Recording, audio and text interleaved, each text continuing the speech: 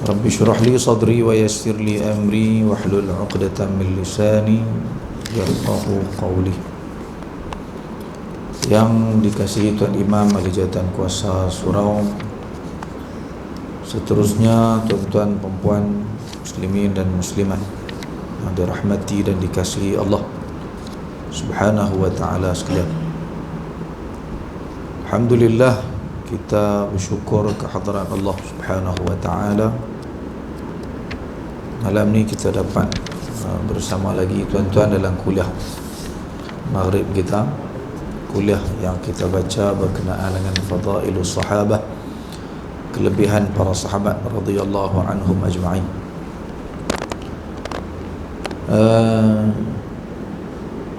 Malam ni hadis ke-14, hadis ke-14 dan hadis yang ke-15 masih lagi dalam kelebihan Sayyidina Abu Bakar As-Siddiq radhiyallahu anhu.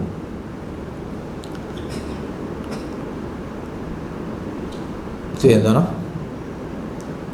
Qala haddathana Mu'alla ibnu Usaid ibnu Asad qala haddathana Abdul Aziz ibnu Al-Mukhtar qala Khalid Al-Hadda قال حدثنا عن أبي عثمان قال حدثني عمرو بن العاص رضي الله عنه أن النبي صلى الله عليه وسلم بعثه على جيش ذات السلاسل أو السلاسل فأتيته فقلت أي الناس أحب إليك قال عائشة فقلت من الرجال قال أبوها قلت ثم من؟ قال ثم عمر ابن الخطاب فعد رجالا. Arti hadis ni daripada Amr bin Al-As radhiyallahu anhu bercerita bahawa Nabi sallallahu alaihi wasallam melantiknya mengetuai tentera Zatus Salasil atau Sulasil. Aku datang menemuinya dan bertanya, siapakah orang yang paling engkau kasihi? Baginda menjawab, Aisyah. Aku bertanya lagi, kalau di kalangan orang lelaki? Jawab Nabi SAW, ayahnya. Aku bertanya lagi, kemudian siapa? Jawab Nabi SAW, Umar bin Al-Khattab. Seterusnya baginda menyebutkan beberapa orang sahabat lagi. Pendek hadis ini, kita baca yang kedua.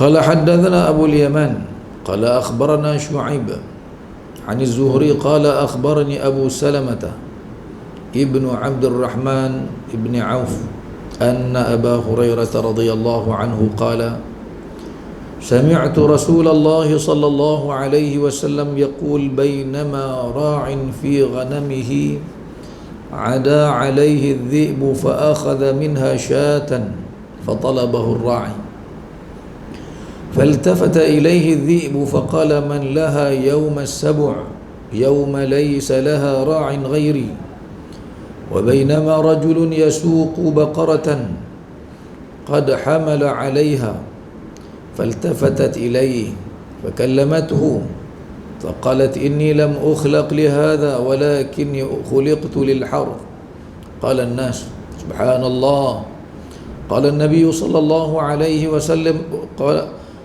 قال النبي صلى الله عليه وسلم فإني أؤمن بذلك وأبو بكر وعمر ابن الخطاب رضي الله عنهما. Maksudnya daripada Abu Hurairah radhiyallahu anhu, beliau berkata, aku mendengar Rasulullah sallallahu alaihi wasallam bersabda, ketika seorang pengembala sedang mengembala kambingnya, tiba-tiba serigala menyerang mereka dan berjaya menangkap seekor kambingnya. Lalu pengembala itu mengejarnya. Tiba-tiba serigala itu berpaling ke arahnya dan berkata, siapa yang boleh menyelamatkannya pada hari binatang buas, hari yang tidak ada pengembala selain aku? Ketika seorang lelaki sedang membawa lembunya dan membebaninya dengan barang yang banyak, Tiba-tiba lembu itu berpaling seraya berkata, aku tidak dicipta untuk ini, tetapi aku dicipta untuk bertani. Orang ramai berkata, subhanallah. Nabi SAW berkata, sesungguhnya aku percaya dengan kisah tersebut. Abu Bakar dan Umar bin Al-Khattab juga percaya. Dua hadis itulah malam ini kita baca insya-Allah, tuan-tuan. Dan kita masih lagi dalam kelebihan Abu Bakar ni, tak masuk Sayyidina Umar radhiyallahu anhu lagi ni. Hadis yang pertama ni tuan-tuan,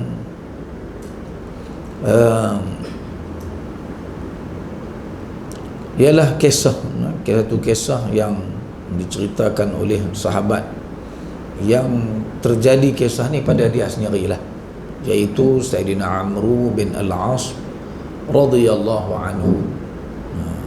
Kenapa kita tak kata radhiyallahu anhu tuan-tuan? Pasal dia seorang Islam. Ayah dia Al-As bin Wa'il ni tak masuk Islam. Ayah dia ni musuh Islam ni sampai mati ya. Sampai ke peringkat Allah turun surah Inna a'tayna tu, ayat ujung tu ditujukan kepada ayah dia, ayah kepada Amr bin Al-As. Kerana ayah ni musuh dengan Islam, tapi anak belum tentu. Anak dia akhirnya memeluk ajaran Islam. Okay. Jadi Amr bin Al-As ni tuan-tuan, sebelum kita baca cerita ni, dia kena lantik jadi ketua perang dalam, jadi komander tentera lah dalam satu operasi ketenteraan, iaitu Jaish Dhatis Salasil ataupun disebut juga As-Sulasil. Dia baru masuk Islam. Amr bin Al-As ni masuk Islam tahun yang ke-8. Dan bayang Nabi duduk di Mekah, bermusuh dengan Islam. Dan Amr ni pula tuan-tuan orang bijak, sampai digelar sebagai salah seorang di kalangan orang bijaksana, orang IQ tinggi lah, Abqari bagi orang-orang Quraisy. Memang bijak dia tawan kota Mesir jatuh ke tangan umat Islam di bawah pimpinan dia, bijaksana dia. Nabi hantar dia lebih kurang tahun pada masuk Islam tu lah, pergi jadi utusan sampai ke Bahrain. Senang nak buat surat Nabi ni, sila-sila bila mati Nabi payah-payah bagi ke dia, sebab dia pandai, dia bijak, Amr bin Al-As ni. Tapi dia musuh Islam lah. Zaman Nabi SAW, kalau kita baca sejarah Amr bin Al-As, masa sebelum dia masuk Islam, dia lah yang dihantar oleh orang Quraisy untuk pi pujuk Raja An-Najashi bawa balik mai umat Islam yang hijrah ke Habsyah. 2 kali dia pergi, bukan sekali, dua kali gagal, walaupun dia hebat ni.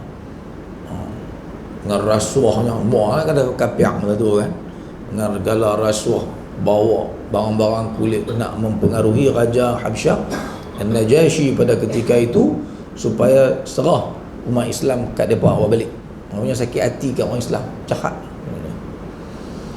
Sehingga masa Nabi SAW pergi buat Umratul Qadha tahun 6, Nabi buat perjanjian Hudaibiyah, tak boleh masuk buat umrah pada tahun tersebut.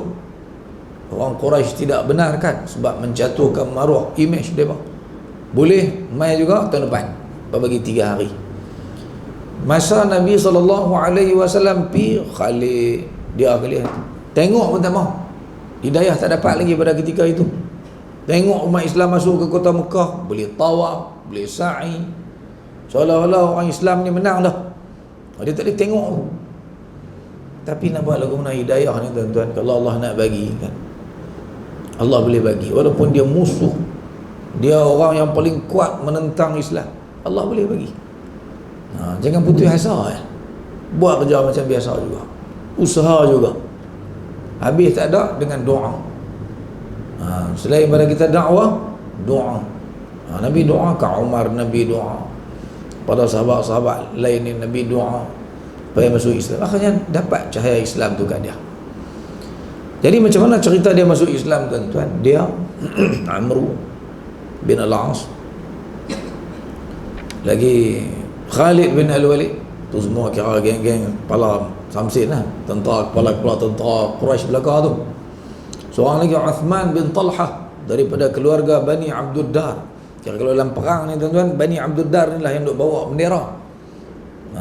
Dia warisi turun temurun daripada zaman Abdul Manaf dulu.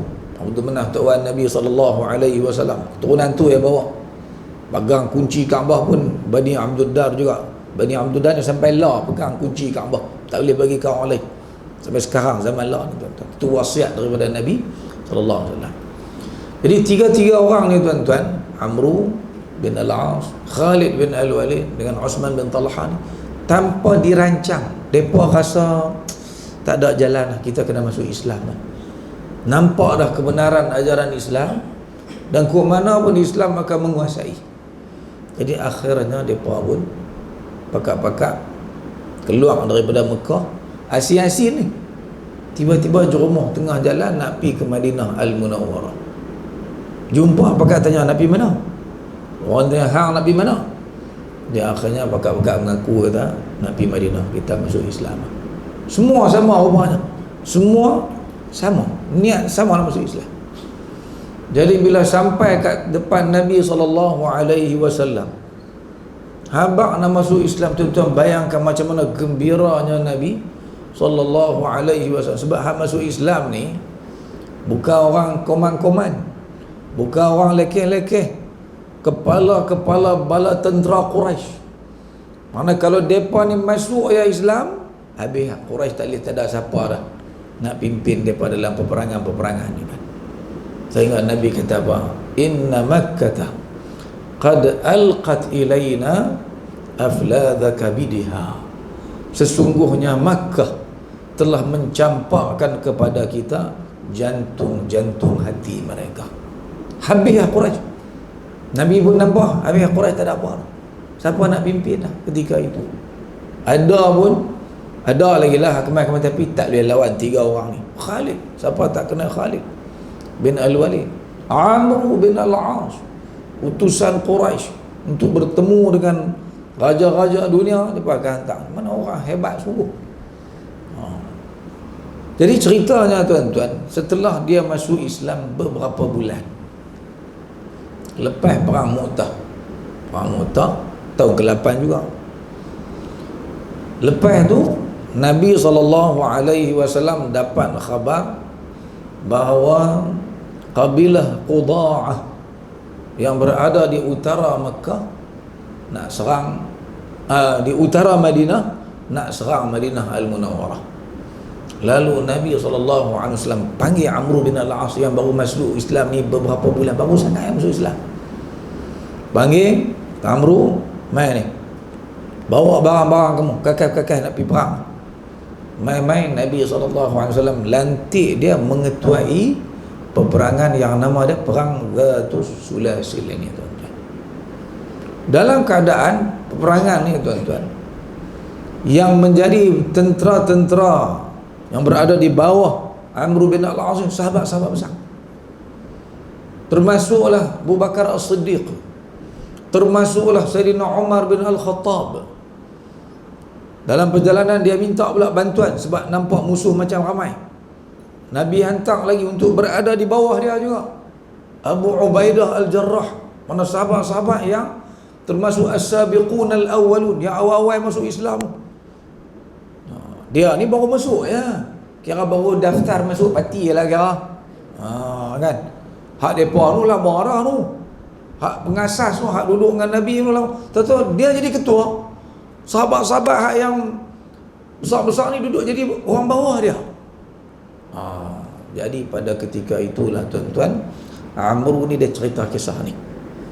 Dia kata Nabi hantar dia, tengok terjemahan dia kan, Nabi hantar dia untuk mengetuai peperangan Zatus Salasil, menyerang kabilah Quda'ah yang Nabi dapat berita nak mai serang Madinah Al-Munawwarah. Jadi dia main satu perasaan tuan-tuan, sahabat-sahabat besar tu ada, tuan-tuan lantik kita jadi calon tuan-tuan PRU ni. Macam mana tuan? Kita orang lama ni, orang lama kita baru masuk, baru isi borang lah. Tentu lantik kita jadi calon macam mana bahasa aku nak? Bahasa kemah kan? Mesti bahasa hai. Aku ni kalau tak hebat, kalau tak ada sesuatu pada hati Nabi SAW, takkan Nabi nak lantik aku? Tentu Nabi lantik Abu Ubaidah, tentu Nabi lantik Umar. Abu Bakar kot lah kurus kan? Abu Bakar ni dia kurus pada ni kan? Kita baca dah cerita dia kan? Panglima Islam ramai lagi tu, tapi lantik dia. Jadi dia main satu perasaan, dia ni macam special di hati Nabi sallallahu alaihi wasallam. Amr bin Al-As radhiyallahu anhu. Lalu dia pun tanya Nabi, apa soalan dia? Coba tuan-tuan tengok. Aku pun pergi jumpa Nabi. Dia kata, ayyun nasi ahabbu ilaik. Barangkali selepas daripada peperangan ni berlaku lah, balik menang apa semua, dia pun mai jumpa Nabi. Nak tanya Nabi, di kalangan ramai-ramai orang yang ada ni lah, siapa orang yang paling Nabi kasih, paling Nabi SAW sayang? Itu soalan dia kepada Nabi SAW. Nabi jawab kepada dia, Aisyah, bini aku lah. Tuan-tuan, kalau orang tanya jawab bini kan orang paling disayangi?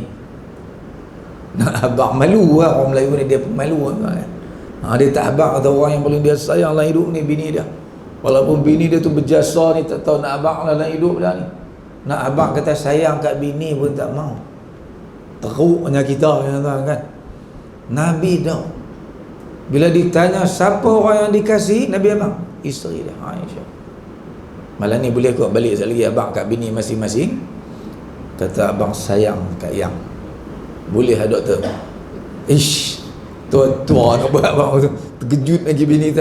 Aku buat abang ni tak lama dah pasal dia kata kan, saya tak pernah buat. Padahal orang perempuan tu kalau kita abang dia sayang, kita sayang dia seronok. Tak percaya balik tanya, balik try orang kita dia. Nabi abang, sehingga semua sahabat tahu ni isteri yang paling dikasihi oleh Rasulullah sallallahu alaihi wasallam, Aisyah kata. Faqultu, dia kata aku pun katalah kat Nabi, minar rijal, dah bukan tanya apa saya orang perempuan, di kalangan ni sahabat-sahabat laki-laki inilah, siapa Nabi paling sayang? Tuan-tuan boleh agak tak pasal dia tanya tu? Dia duk rasa dia ada tempat di hati Nabi ni. Kalau tak nombor satu pun, nombor dua agak, takkan nombor tiga pun jadilah kan. Nabi jawab apa? Qala abuha, ayah dia, ayah Aisyah. Siapa dia? Abu Bakar. Ni teman kita kena tahu pasal apa Nabi sayang sangat kepada Aisyah. Bukan sebab dia paling muda, paling segak. Ada lagi isteri Nabi hak segak-segak tuan-tuan. Safiyah, darah dia darah Bani Israel, memang segak. Sampai Aisyah bercemburu, segak sungguh. Lagi siapa dia? Zainab binti Jahash tu pun segak apa? Terkenal dengan segak ni. Sampai ni cemburu ni, Aisyah cemburu. Mana ada lagi yang segak ni. Tapi Nabi sayang pada Aisyah, antara sebabnya ialah jasa ayah dia lah. Ayah dia Abu Bakar As-Siddiq ni orang yang paling berjasa dalam hidup Nabi SAW. Dan Nabi habaq, bukan Nabi sembunyi-sembunyi, Nabi memang habaq. Jadi patutlah sahabat-sahabat, isteri-isteri Nabi pun nak cemburu kat Aisyah, tak boleh. Pasal Aisyah ni semua ada kat dia. Ayah dia, keluarga dia, memang orang yang sangat kuat support ajaran Islam daripada awal-awal Islam. Hijrah, siapa kalau baca hijrah tak cerita tentang pengorbanan bukan Abu Bakar, keluarga Abu Bakar keseluruhannya. Jadi patut tak Nabi sayang pada Aisyah? Patut. Ada sebab yang sangat kuat untuk Nabi sayang pada Aisyah lebih daripada isteri-isteri yang lain. Lalu Nabi pun jawab, yang paling aku sayang ialah ayah dia. Maknanya Abu Bakar ni tuan-tuan, Nabi memang isytihar lah. Semua sahabat tahu. Tak ada siapa sahabat yang tak tahu bahawa orang yang paling Nabi kasih, orang yang paling Nabi sayang ialah Abu Bakar As-Siddiq radhiyallahu anhu. Itu syahid dalam tajuk kita ni, berkenaan dengan tajuk keistimewaan Abu Bakar ni. Okey, cuma ada cerita lain lagi lah. Qultu thumma man? Dia tanya lagi, Dah lepas Abu Bakar siapa? Kotlah dia. Dah juga tuan-tuan. Nabi kata thumma Umar bin Al-Khattab radhiyallahu anhu. Umar. Dia tanya lagi, Nabi jawab orang lain lagi. Dia tanya lagi, Nabi jawab orang lain lagi. Dalam hadis ni sebut takat fa'adda rijalan. Lalu Nabi menyebut beberapa nama selepas itu. Tapi tuan-tuan dalam lafaz yang lain, untuk kita memahami hadis-hadis ni kita kena tengok banyak riwayat tuan-tuan. Jadi kalau kita jumpa dalam riwayat lain tuan-tuan, kita akan jumpa akhir sekali Amr bin Al-As ni dia kata apa tuan-tuan? Dia kata bila Nabi sebut orang ni Abu Ubaidah Al-Jarrah, qala thumma sakattu, kemudian aku pun diam, tak berani tanya dah.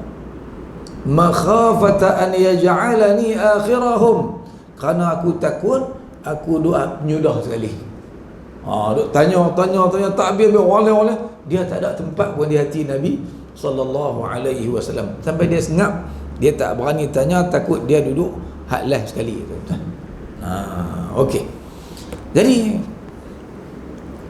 hadis ni tuan-tuan, selain daripada menceritakan tentang kelebihan Abu Bakar, ialah cerita pengajaran yang kita boleh pelajari daripada hadis ni ialah Nabi SAW kadang-kadang Nabi sayang kepada seseorang, dan Nabi tahu darjat ketakwaan orang tu tinggi, nak bandingkan siapa pun tak boleh nak tanding. Tapi dalam tempat-tempat tertentu, urusan-urusan tertentu, Nabi tak bagi kat dia. Bukan bila sayang semua kena bagi kat dia. Kadang-kadang Nabi bagi kat orang lain, bagi kat Amr, walaupun dia baru masuk Islam. Sahabat lain orang ramai, awak bagi kat dia apa? Sebabnya ialah kerana untuk tugasan itu dialah orang yang paling layak, walaupun dia baru masuk Islam. Nak banding ketakwaan dia rendah lagi, tapi dalam bab ni dia paling layak untuk pegang jawatan tersebut. Maka bagi kat dia lah. Sebab kalau bagi kat orang lain, orang tu orang yang kita sayang, orang tu orang yang lama dah dalam perjuangan kita ni, dia tu takwa dia, tapi dalam bab ni dia tak berapa layak. Ada orang yang lebih layak, walaupun dari sudut ketakwaan, sayangnya kita pada dia tak sama dengan kena bagi kat kawan tu, sebab dia tu yang paling layak. Kenapa tuan-tuan?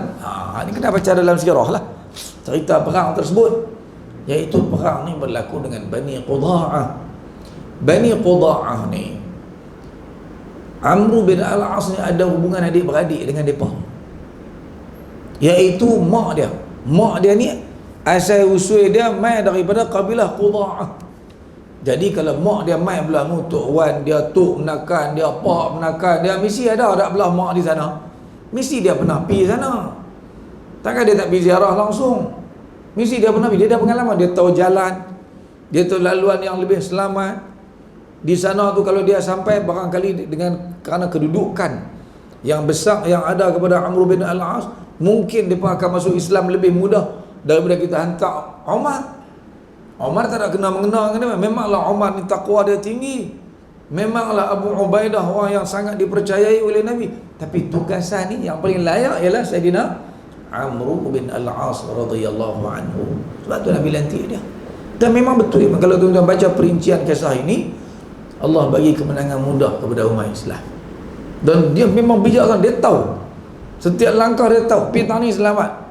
Ada banyaklah peristiwa yang dicatatkan yang sahabat-sahabat tak tahu ni pakai komplain Amr bin Al-As. Beberapa peristiwa dia bila balik dia mengadu kat Nabi, dia boleh jawab semua soalan tersebut, sehingga akhirnya tuan-tuan Nabi SAW puas hati dengan tindakan yang dilakukan oleh Amr bin Al-As radhiyallahu anhu tersebut. Jadi untuk kita lah, pengajaran untuk kita pula, kalau tuan-tuan tak kena calon pilihan raya ni, tu usah duk kecil hati lah. Maknanya pimpinan parti tuan-tuan tu, dia tahu tuan-tuan walaupun rajin, walaupun apa sajalah, tuan-tuan barangkali orang yang tidak berapa sesuai, memang dia tu bagus, tapi pergi parlimen duduk sengah. Pergi buat apa tuan duduk parlimen? Lepas tu saya kalau tengok dia parlimen setengah-setengah sampai tak cakap apa dalam parlimen. Ish, rugi lah tuan-tuan. Tak ada idea. Dia duduk tempat tu, memang dia bagus di kampung dia tu, orang suka kat dia, tapi dia menang. Lepas tu pergi parlimen, tak boleh buat apa. Tuan kat tangan dah, sokong. Lagu tu rugi lah tuan-tuan. Rugi lah. Jadi jangan duk kecil hati lah, kalau tak kena calon kan. Balik lagi lega lah, alhamdulillah aku tak lekat pencalonan. Tu saya tengok lekat orang. Di sini pun sakar juga. Mesti lawan sengit apa. Wallahu a'lam lah, saya pun tak tanya kan. Okay. Itulah pengajaran daripada hadis ni yang kita boleh ambil tuan-tuan. Bijak Nabi SAW. Walaupun dia baru masuk, Nabi bagi dia pun semangat lah. Dan Amru ni tuan-tuan, masa ni sikit lagi saya nak cerita juga tentang Amru bin Al-As. Amru ni tuan-tuan, masa Nabi suruh dia menjadi ketua dalam Jai Zati Sulasin, Nabi kata ke dia, aku nak hantar engkau ni Amru untuk mengetuai Jai Zati Sulasin, dan kamu akan menang, Nabi kata, dan kamu akan dapat harta ghanimah yang banyak. Nabi kata gitu kat dia. Mana macam janji Nabi menang lah. Dia kata kat Nabi, aku masuk Islam ni wahai Rasulullah bukan kerana duit, bukan kerana nak harta ghanimah, dah. Aku masuk Islam kerana nak duduk dengan engkau wahai Rasulullah. Tu Amru. Nabi kata kat dia, wahai Amru, ni'mal malu lirrajuli salih. Lebih kurang betul lah, saya terlupa kata-kata Nabi. Nabi kata, jangan tolak harta. Kalau dapat kat kita, dah dapat kan harta ghanimah. Bukan sikit-sikit harta ghanimah, sejuta orang dapat kan. Oh saya tak maulah duit-duit ni. Dah Nabi ubah sikap para sahabat. Sebab orang selalunya bila dia baru masuk Islam, dia punya, kita kata apa, dia punya perasaan itu tak sama macam kita masuk lama dah ni. Kira dunia ni nak buang terus lah. Tak mau ni dunia ni. Kalau nak main duduk surau ni kan, kira lagi tak balik dah sampai subuh esok ni. Baru masuk Islam, dia semangat lebih. Amru pun lagu tu lah. Kira dunia ni tu sebab dia dah hidup dengan kekayaan segalanya. Sampai bila Nabi nak bagi dia tak mau. Aku masuk ni kerana Allah, kerana Rasulnya, bukan nak duit kubang ni. Kaya orang dia. Nabi kata, Amru kena faham bahawa dalam Islam ni, Islam tak pernah larang kita memiliki harta. Bahkan sebaik-baik harta ialah apabila ianya berada di tangan orang yang soleh. Biar hak jadi kaya tu orang soleh. Kalau hak jadi kaya tu bukan orang soleh, dia buat apa? Dia habis duit ikut suka dia.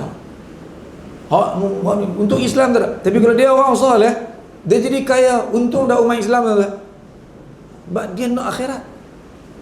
Sebab tu tuan-tuan, kalau jadi kaya, ambil kekayaan tersebut, tapi pastikan kita jadi orang soleh. Barulah harta tersebut akan berguna kepada umat Islam seluruhnya. Ramai kita boleh tengok contoh lah ni kan, orang kaya, orang Islam kita ni, yang harta dia memang dia manfaatkan sungguh untuk umat Islam. Dengan cara contoh, kita nak sebut jadi panjang pula kan. Jadi dalam Islam, buru kekayaan. Kalau kita tak mau jadi kaya, semua siapa anda bayar zakat? Dah orang Islam semua miskin-miskin belakang, kita tak ada duit bayar zakat. Kita kena jadi kaya, kena buat kerja supaya kita ada harta. Dan Islam tidak pernah melarang kita menjadi orang yang memiliki harta. Banyak pun tak apa. Itu Nabi perbetui Amru bin Al-As. Jadi kalau orang nak hidup pemburuk pribadi Amru bin Al-As seperti yang dilakukan oleh setengah-setengah ahli sejarah, sehingga tertanam pada hati umat Islam ni yang duk baca buku, ambil SMRA, apa nama, sekolah menengah lah ni, lemela kan, duk buruk-buruk kan pribadi Amru. Muawiyah bin Abi Sufyan kata dia penjahat, penipu.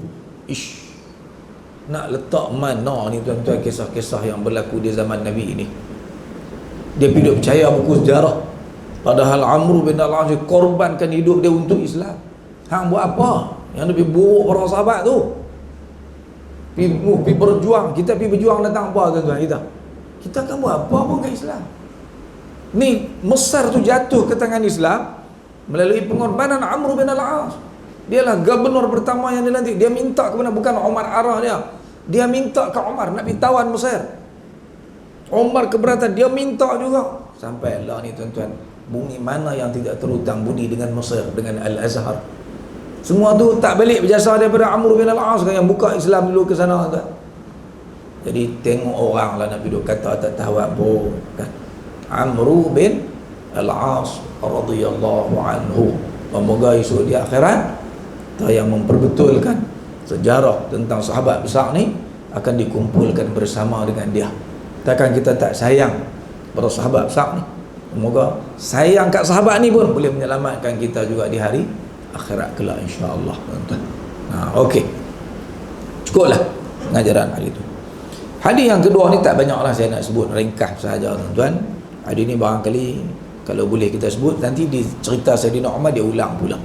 Jadi kisah yang kedua ni, tuan-tuan, kisah yang pelik lah, benar-benar yang masuk dalam khawariqul adah, yang diceritakan oleh Nabi, bukan berlaku zaman Nabi, tapi Nabi cerita peristiwa yang pernah berlaku di zaman Bani Israel dulu.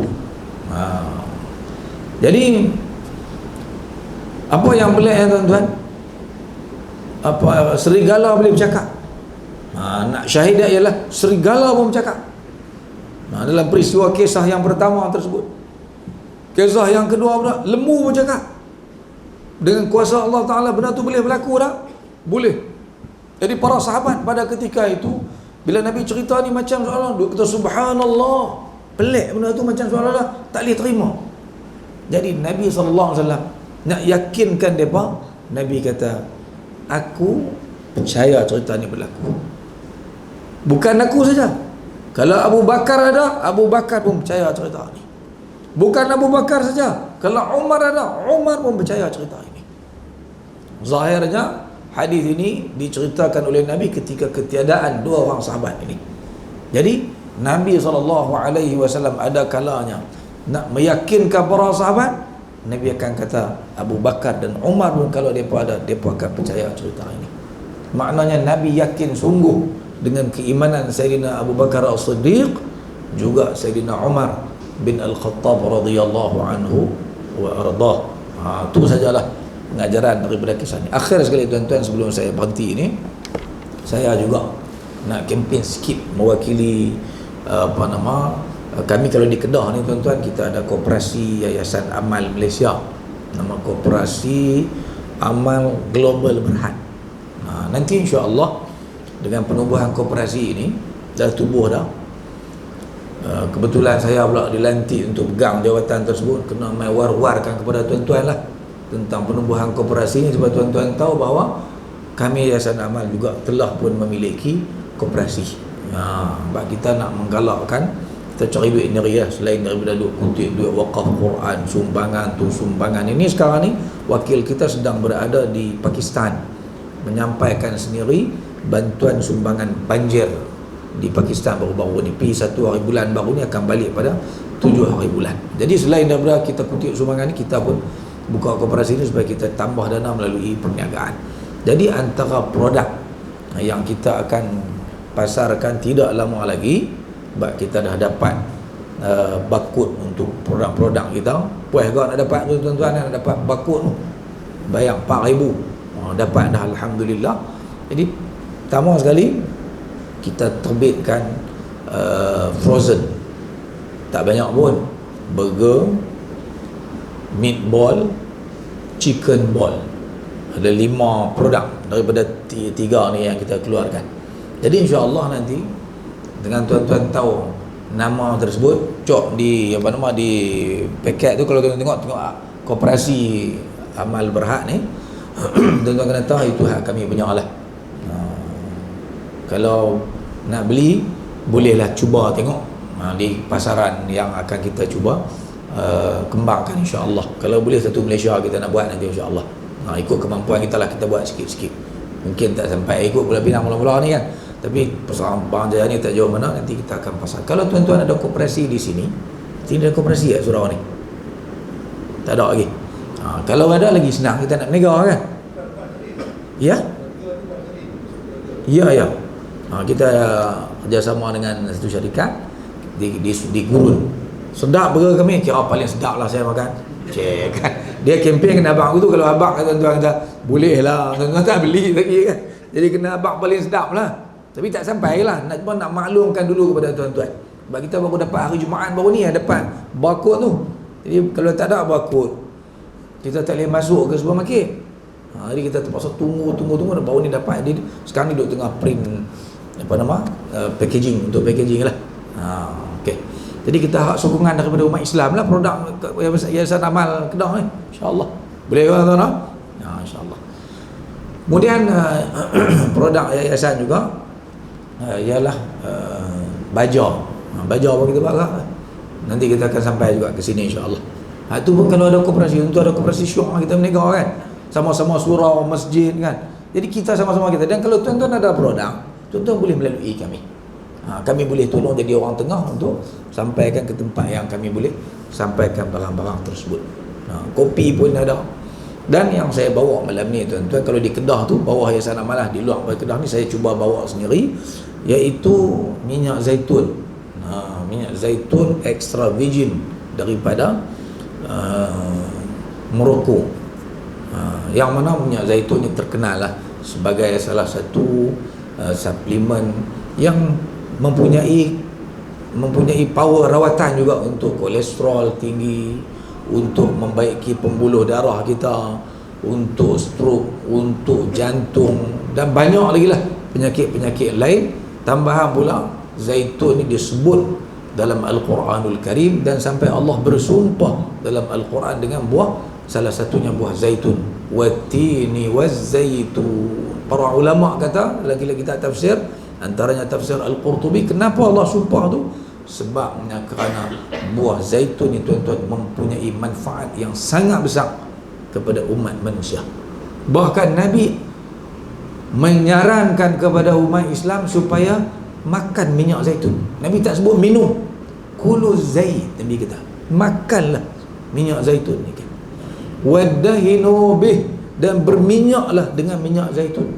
Fa innahu takhruju min syajaratin mubarakah, kerana minyak ni keluar daripada pokok yang mubarakah.